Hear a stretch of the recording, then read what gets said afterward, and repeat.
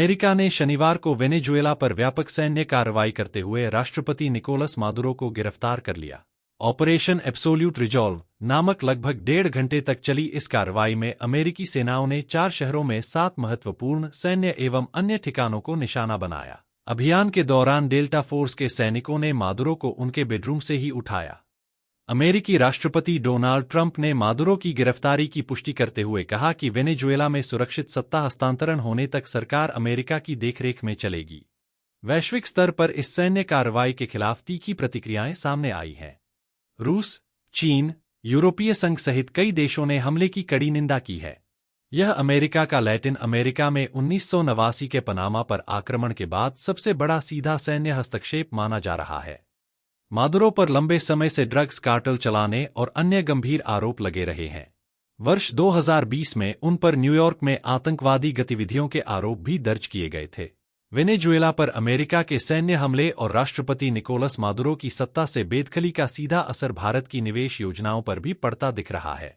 इस घटनाक्रम के चलते वेनेजुएला के क्रिटिकल मिनरल्स और दुर्लभ धातुओं के क्षेत्र में निवेश करने की भारत की मंशा पर शुरुआती स्तर पर ही ब्रेक लग गया है।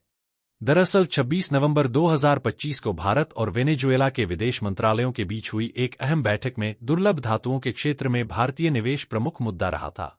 इस बैठक की सह अध्यक्षता भारतीय विदेश मंत्रालय के तत्कालीन सचिव पी कुमारन और वेनेजुएला की विदेश उपमंत्री तातियाना जोसेफिना पुग मोरेनो ने की थी।